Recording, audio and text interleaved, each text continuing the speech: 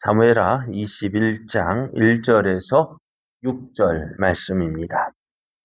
다윗의 시대에 해를 거듭하여 3년 기근이 있으므로 다윗이 여호와 앞에 간구하매 여호와께서 이르시되 이는 사울과 피를 흘린 그의 집으로 말미암음이니 그가 기브온 사람을 죽였음이니라 하시니라.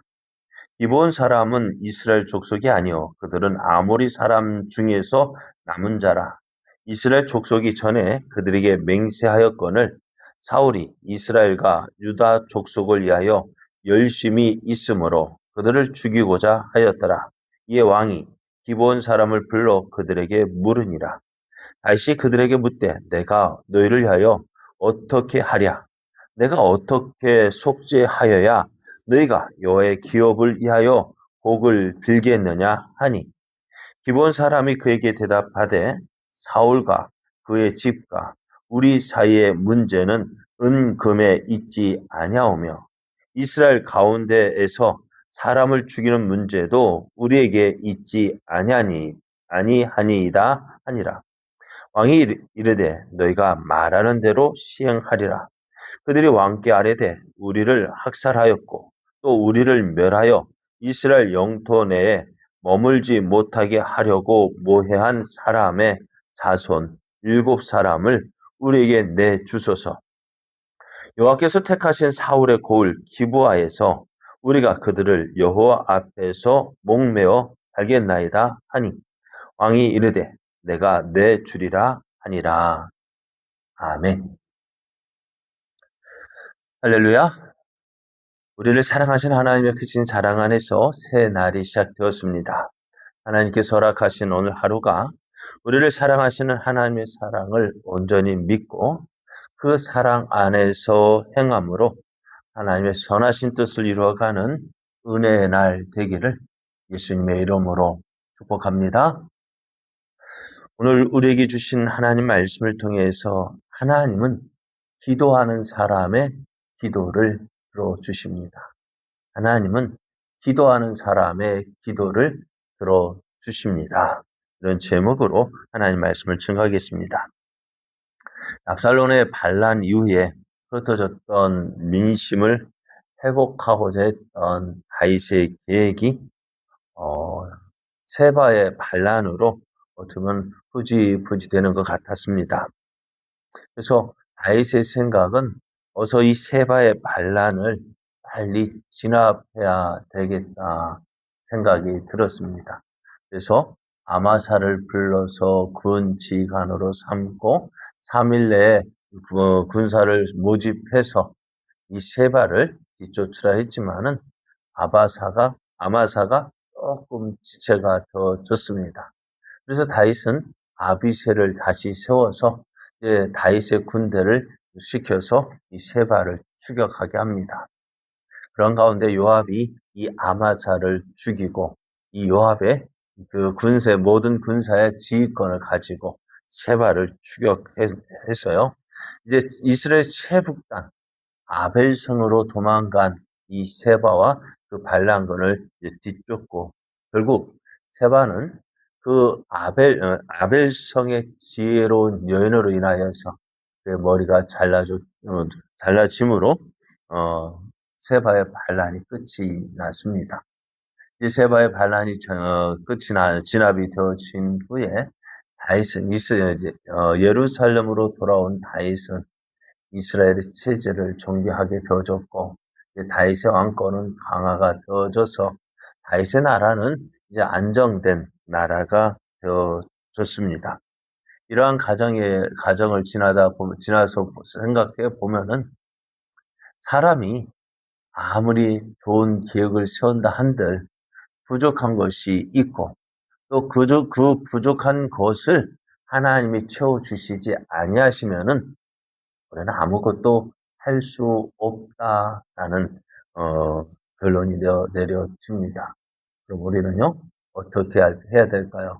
우리의 부족함을 놓고 하나님께 기도하고 우리의 부족함과 연약함을 도우시는 그 하나님의 은혜를 구해야 합니다. 그것이 우리가 이 땅을 살아가면서 행할 가장 지혜로운 모습이 이것이다 생각이 되어집니다.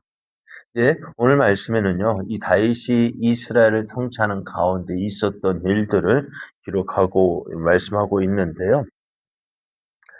다윗이 아마 이때가 언제인지 정확하게 말씀은 없습니다만은 다윗이 이스라엘 왕이 되어진 초기 때라고 생각이 되어집니다. 다윗의 시대에 3년 동안 계속해서 기근이 있었던 때가 있었습니다. 이스라엘 땅에 기근이 있었다는 것은요, 어떻게 보면은 하나님이 무슨 일로 인함인지 모르지만은 하나님의 진노가 있었고 또 그로 인한 징계라는 사실을 깨닫게 됩니다. 또 그 당시는 언제였느냐? 다윗이 이스라엘 왕이 되던 때였어요. 다윗이 이스라엘 왕이 되어졌어요. 하나님의 도우심 은혜로. 다윗이 이스라엘 왕이 되어졌을 때 다윗은 무엇을 하든지 승승장구하던 때였습니다. 그런데 그때 기근이 일어난 거예요. 또 한 해의 기근으로 끝난 것이 아니라 3년 동안 기근이 일어난 거예요. 이것은 다윗에게 큰 충격입니다. 그래서 하나님을 온전히 믿고 의지하며 그래서 믿음으로 살았던 그때에 기근이 3년 동안 있다는 것, 참 다윗에게도 어떤 큰 걱정이 아닐 수가 없습니다. 그래서 다윗은 하나님께 묻습니다. 하나님, 왜 이 기근이 일어났습니까? 그래, 하나님은 이러한 다윗의 기도에 응답을 해 주셔요. 이스라엘에 3년 동안 기근이 일어난 이유는 사울왕 때에 기브온 사람을 죽였기 때문이다라고 응답을 하십니다.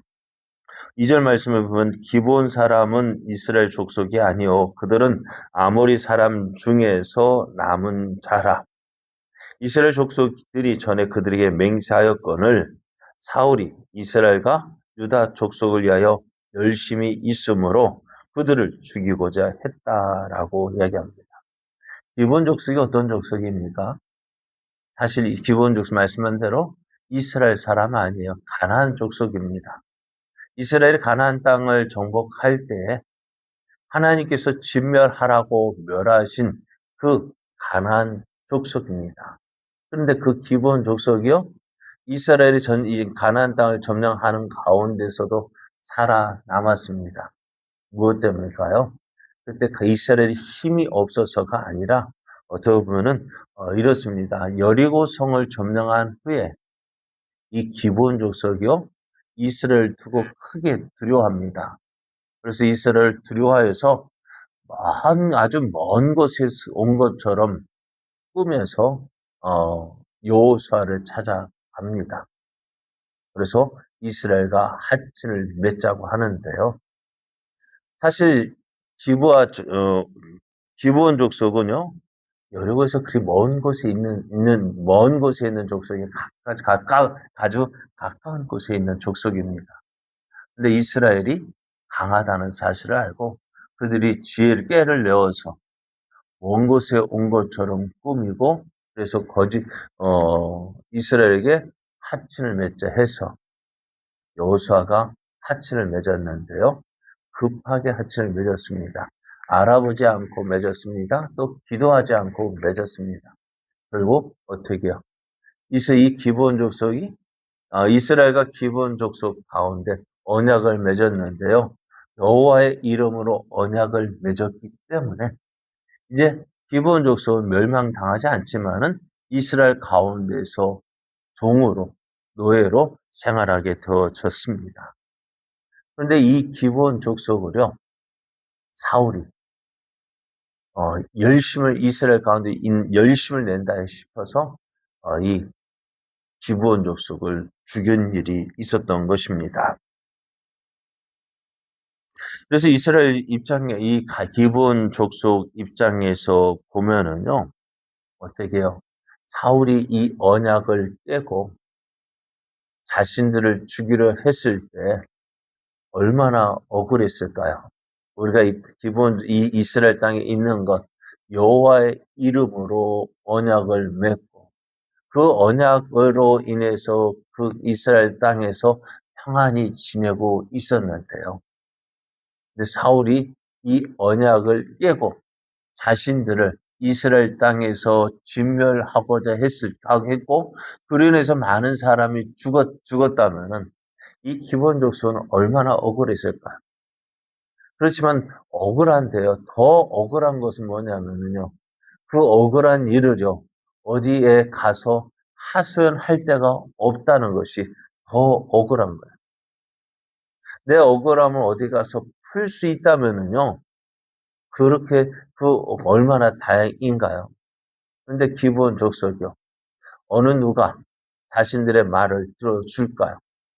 사울왕이 행한 그 일인데요. 사울왕이 행했습니다. 그러니 그 억울함을 사울 앞에 찾아가서 우리가 억울하다 말할 수 있을까요? 그 억울함을 말할 수가 없었습니다. 그리고 이제 그 억울함을 풀 수 없기 때문에 어떻게 해요? 하나님을 찾은 거예요. 하나님께 자신들의 억울함을 이야기한 거예요. 사실 한번 생각해 보세요. 하나님이 우리가 생각해 볼 때 누구를 더 사랑할까요? 하나님께서 이스라엘 사랑하실까요? 기브온 족속을 더 사랑하실까요? 네. 그럼에도 불구하고 하나님은요, 이 기브온 족속의 그 기도를 들으셔요. 그들의 억울함을 들어주셔요. 그러니까 지금 이스라엘에 3년 동안 기근이 일어난 이유가 뭐예요? 하나님께서 기브온 족속의 억울함을 들어주셨기 때문에 그래요. 다윗은 기근의 이유를 알았습니다. 그러면은 이 기근이 해결되려면 어떻게 되어질까요? 그냥 이들의 억울한 그 상태로 내버려 두었다가는 언제요? 그 다음에도 역시 기근이 일어날 거예요. 다윗의 입장에서 보면은요, 어떻게 해서든지 이 기브온 족속의 원한을 풀어야 했습니다. 다윗은 이들에게 찾아가서 우리가 어떻게 하면은 너희들의 그 원한을 풀어줄 수 있겠느냐? 어떻게 속죄하여야 너희의 그 원한을 풀고 우리를 위하여 그 기도해 줄 수 있겠느냐라고 묻습니다. 기본 족속은요, 야, 이거는 돈으로 해결할 일이 아니다라고 이야기를 합니다. 어떤 돈으로 보상받을 것이 아니다라고 이야기합니다. 그러면서 우리를 학살하고 또 이스라엘에 머물지 못하게 한 그 사람의 자손, 그 사람이 누구요? 사울의 자손 7을 내어 놓으라고 합니다. 그래서 어떻게 해요? 그 7을 사울의 고을 기브아에서 그들을 목매어 달겠다 이야기합니다. 다윗은 그들의 말을 들어줍니다. 하나님은 기도를 들으시는 분이십니다. 또 응답해 주시는데요. 누구의 기도를 들어주실까? 누구의 기도를 들어주실까요? 하나님은 다윗의 기도를 들어주셨습니다. 이스라엘 땅에 기근이 있기에 하나님, 왜 기근이 일어났습니까? 다윗이 하나님께 물었더니 어떻게 하나님은 그 이스라엘 땅에 기근이 있는 이유, 하나님께서 이스라엘에 이 기근을 허락하신 이유를 말씀해 주셨습니다. 뿐만 아니라 오늘 다윗 왕의 기도만, 힘 있는 자의 기도만 들어주시는 것이 아니라 오늘 누구요? 자신의 힘으로는요, 아무것도 할 수 없는 억울한 일을 당한 이 기브온 족속의 기도를 들어주셨습니다. 하나님은 우리가 문제가 있을 때 당연히 의지할 분이신데요. 하나님 누구의 기도를 들어주시느냐? 기도하는 사람의 기도를 들어주셔요. 그 사람이 힘 있는 사람이든지 힘 없는 사람이든지 가진 자이든 없는 자이든 하나님을 찾고 하나님의 이름을 부르면 그들의 기도를 들어주십니다. 오늘 말씀을 보면서 생각나는 말씀이 누가복음 18장에 있는 한 불의한 재판관의 그 이야기가 생각이 납니다. 억울한 일을 당한 한 가부가 불의한 재판관에게 찾아가서 기도합니다. 내 원한을 풀어달라. 내 원한을 풀어달라. 근데 이 사람은 어떻다고요? 불의한 재판관이야. 자기 스스로도 불의하다라는 사실을 알고 있어요. 그런데 이 가부가 계속해서 찾아와서 내 원한을 풀어달라, 내 원한을 풀어달라 하니 어떻게 돼요? 이 재판관이 귀찮아서라도 내가 이 억울함을 풀어주겠다라고 이야기합니다. 예수님이 이런 말씀하십니다. 불의한 재판관이 말한 것을 들으라. 어떻게 해요? 내가 귀찮아서라도 이 가부의 원한을 풀어주겠다는 것입니다. 하물며 하나님께서 그 밤낮 부르짖는 택하신 자들의 그 원한을 풀어주지 아니하시겠느냐? 그들에게 오래 참으시겠느냐? 내가 너에게 이르노니 속히 그 원한을 풀어주리라. 그러나 인자가 올 때 세상에서 믿음을 보겠느냐 하십니다. 하나님은 기도하는 사람의 그 기도를 들어주시는데 이것을 믿고 기도할 사람이 있겠느냐? 이 사실을 믿고 기도할 사람이 있겠느냐라고 말씀하십니다. 그렇잖아 오늘 얼마나 기도할까요? 문제가 있어도 기도하지 않고 어려움이 있어도 기도하지 않고 그러니 어떻게 될까요? 그 어려움은 계속 떨어지잖아요. 기본적으로 한번 생각해 보십시오. 억울한 일을 당했어요. 근데 앞에서 말 억울한 일을 당했는데 더 억울한 것은 이 억울한 일을 어디 가서 풀 수 없다는 거예요. 그러나 그 억울함을 하나님 앞에 가지고 나올 때 오늘 어찌 되었어요? 이스라엘 왕 다윗이 그들에게 찾아가서 어떻게 하면 너희의 그 원한을 풀고 우리를 위해서 기도해 줄 수 있겠느냐? 한번 생각해 보세요. 왕이 그 당시에 노예 족속인 이 기브온 족속에 찾아가서 사정하잖아요. 이렇게 이런 일이 어떻게 일어날 수 있겠습니까? 바로 기도의 힘입니다. 기도의 능력입니다. 오늘 기도하는 자, 하나님께서 누구의 기도하는 사람의 기도를 들어주십니다. 그 사람이 어떤 사람이든지 기도할 때 하나님은 그 기도를 들으시고 응답해 주십니다.